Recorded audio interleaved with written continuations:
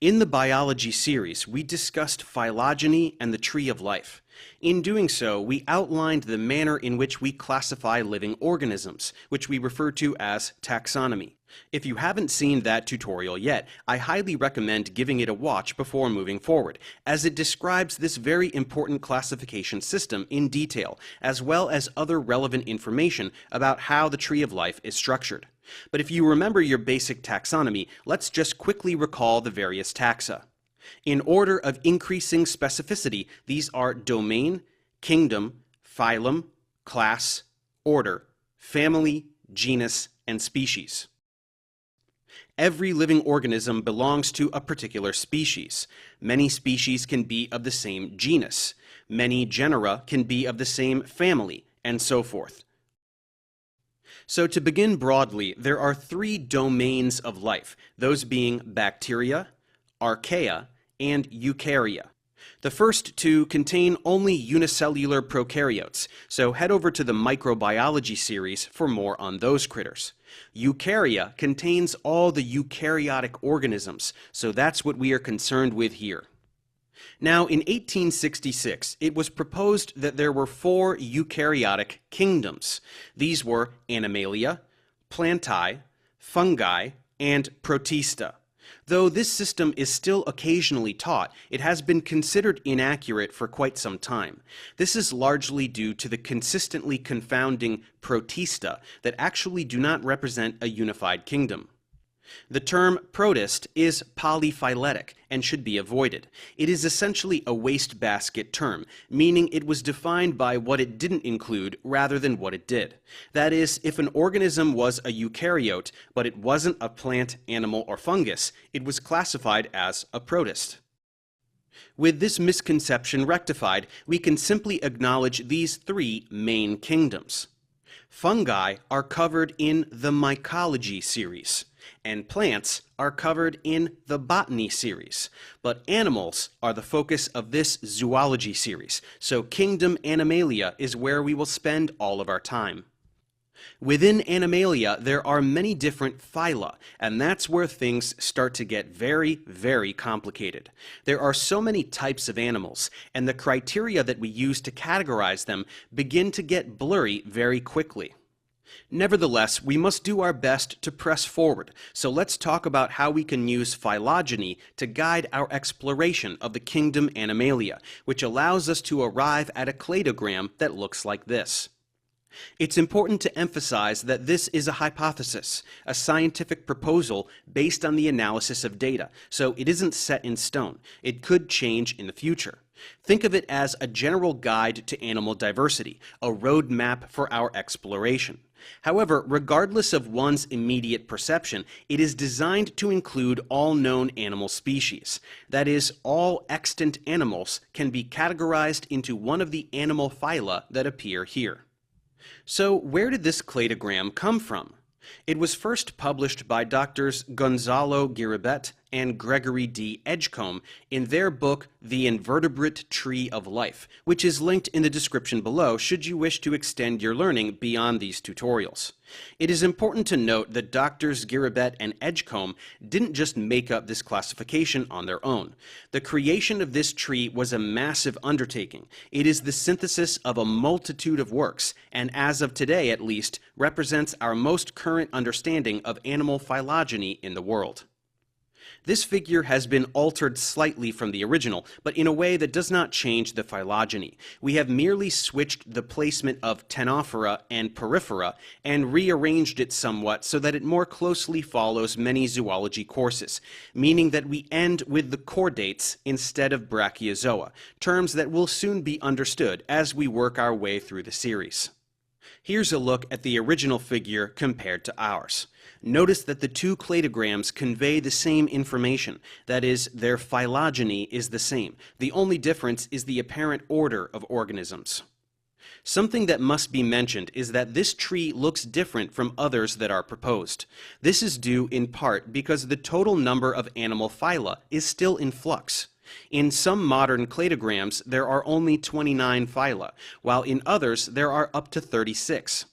This is due to a few cryptic animals that make placement difficult, as well as recent analyses that either break down defunct phyla, like Mesozoa, which is now split into Dichyomida and Orthonectida, or reclassify phyla, like Pentastomida, which is now considered to be part of Arthropoda.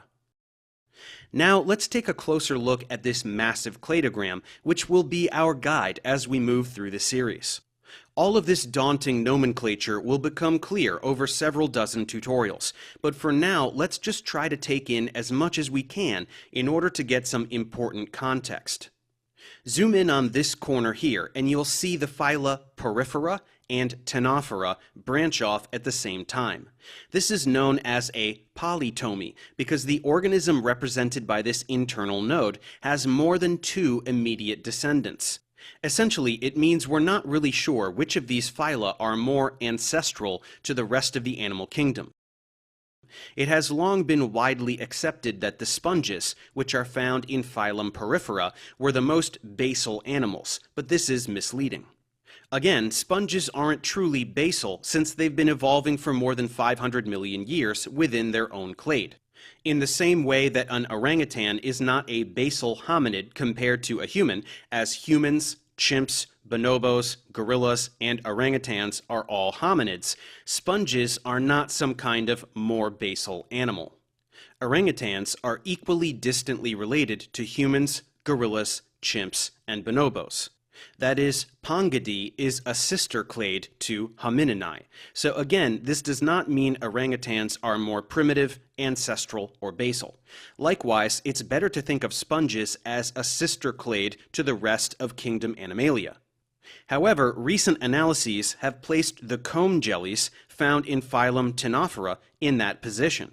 It is unclear if the Porifera sister or the Ctenophora sister hypothesis is correct, but many textbooks still place the poriferans as the most basal and the choanoflagellates as the sister clade to kingdom Animalia. So that's what we've done here. Branching off from here, you'll see that our next classification involves the sister groups of Placozoans, Cnidarians, and all other animals, that is, those classified as Bilateria. It has been a general consensus for years that the Cnidarians are likely the sister clade to all bilaterally symmetrical animals, though that leaves out Placozoans. What we are trying to convey is that the base of the animal phylogenetic tree is still controversial. It is possible the arrangement of Porifera, Ctenophora, Placozoa, and Cnidaria will change in the future, but for now, this is what we will work with. Continuing on, we will notice that all remaining phyla are part of Bilateria, animals that demonstrate bilateral symmetry in embryological development. However, it is the case that some animals, like many echinoderms, which refers to starfish and sea urchins, lack this symmetry as adults. The next node that branches off is Xenocoelomorpha, which is considered to be a sister group to the Nephrozoa and includes the clades Acoelomorpha and Xenoturbellida. The clade Nephrozoa contains almost all animal phyla and well over 1 million named extant species. Nephrozoa is then broken up into the deuterostomes and the protostomes. In order to make sense of these major groups, we have to look at early development, where the differentiation of the cellular layers is taking place. Once an egg cell is fertilized by a sperm cell, it becomes a zygote, and an indentation called the blastopore forms on the embryo. Animals like echinoderms and chordates are called deuterostomes, or second mouths, because in these animals the indentation of the blastopore becomes the animal's anus. As the blastopore tunnels through the embryo of a deuterostome animal, it creates the rest of the digestive tract, ending with the mouth. These will be the last animals covered in this series, and they include some of the best known animals, from sharks and stingrays to cats and primates. In other animals, like segmented worms, mollusks, and arthropods, the initial opening in the blastopore generally develops into the mouth. These animals are called protostomes, or first mouths. As the blastopore tunnels through the embryo of a protostome animal, it creates the rest of the digestive tract, ending with the anus. These protostome animals can be further divided into two main groups, the Spiralia and the Ecdysozoa. The group Ecdysozoa is monophyletic. All ecdysozoans possess an outer covering called the cuticle that is periodically shed. This includes nematodes, arthropods, tardigrades, velvet worms, and others. Spiralia, meanwhile, includes the mollusks, annelids, platyhelminths, and many others. The term spiralia refers to spiral cleavage, a pattern of early development found only in members of this clade. Spiralia includes an incredible diversity of animal phyla and is notoriously difficult to define based on morphology. This clade in particular has undergone many dramatic revisions compared to Ecdysozoa and Deuterostomia. It is likely there will be further clarifications of the Spiralia clade, but its position as a sister group to Ecdysozoa is unlikely to change. Now, as we've been going over this cladogram, you've probably noticed a few phyla you're familiar with, as well as quite a few that you've never heard of. The animal phyla that contain the vast majority of all animal life, sometimes referred to as the 9 animal phyla, are Arthropoda, which includes the insects, arachnids, and crustaceans. Mollusca, which includes the snails, slugs, cephalopods, and bivalves. Chordata, which includes all animals with a backbone, like snakes, birds, humans, and whales. Platyhelminthes, which includes the free-living and parasitic flatworms. Nematoda, which includes the roundworms. Annelida, which includes mostly segmented worms, like the earthworms. Cnidaria, which includes the corals and jellyfish.